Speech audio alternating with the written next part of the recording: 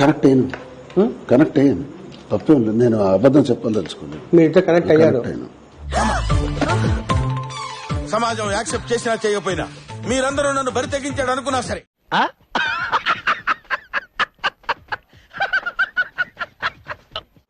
శారీరకంగా తెలుసు. నాకు ఎందుకంటే ఎప్పుడైతే ఇవన్నీ తాను సమస్యలన్నీ నా పర్సనల్ ఇష్యూస్, నా భోజనాలు, నా ఇంటి విషయాలు,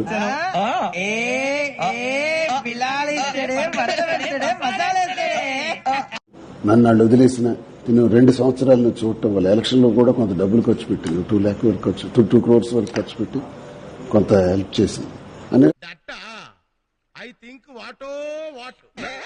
అన్ని రకాలుగా ఉండటం వల్ల నేను నాకున్న ఒత్తిడికి, నాకున్న టెన్షన్ కి, నాకున్న ఒంటరితనానికి నేను ఏం తప్పేంటి?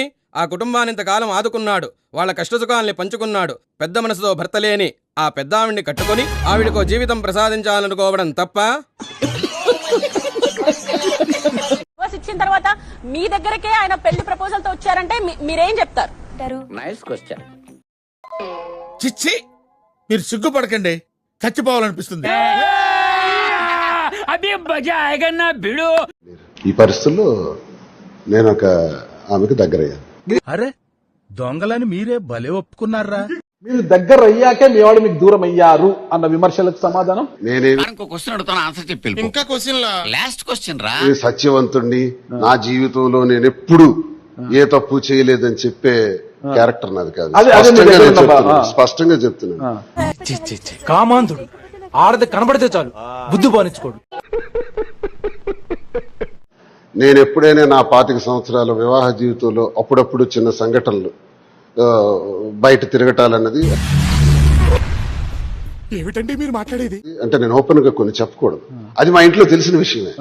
నా భర్త సత్యవంతుడు అనుకునే పరిస్థితి ఏం కాదు. నేను కూడా అంటే పబ్లిక్ అయిపోయారంటారా మీరు? భర్తకించేశారా? కూడా ఏదో శ్రీరామచంద్రమూర్తిని అనుకునే క్యారెక్టర్ కూడా నాది కాదు. నేను కూడా నేను బయట సమాజంలో అందరూ చెప్పుకోరు, నేను చెబుతున్నా ఓపెన్ గా. ఏం మాట్లాడుతున్నారా నువ్వు? నీకేమన్నా బుర్రున్నదారా? ఓపెన్ గా చెప్తున్నా. భయం ఏముంది? అదే మీకు గట్స్ ఒప్పుకుంటున్నా. భయం ఏముంది? మీకు ల్యాండ్ వేరే వాళ్ళు వద్దు నాగరాజు గారు అంటారు, కానీ మీరు ఓపెన్ ఆర్ట్ కానీ అంటున్నారు. ఫైనల్ గా మీరు నేను చేశాను. నాకు ఆఖరి జీవితంలో ఇప్పుడు నాకున్న పరిస్థితుల్లో నాకు ఒక తోడు ఉండాలని నాకు అనిపించింది. ఎవరు లేని పరిస్థితులు. అండ్ ఎవరికైనా చూపించండి రా, వదిలేయకండి రా బాబు అని అలాగా కూర్చోబెట్టి చెప్పండి రా. వదిలేస్తారేట? ఏం ఫీల్ ఉండదు మామయ్య.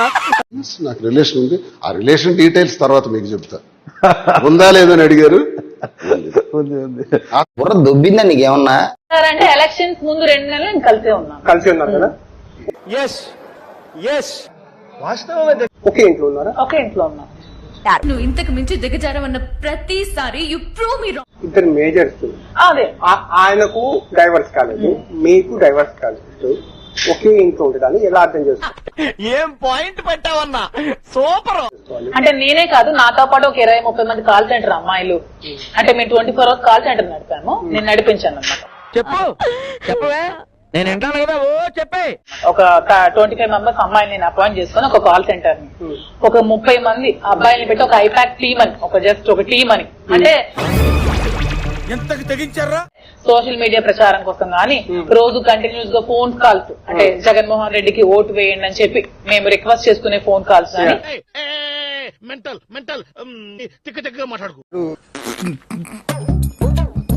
ఒక కాల్ సెంటర్ నేను అక్కడే ఆఫీస్ లో పెట్టుకుని నేను నడిపించాను.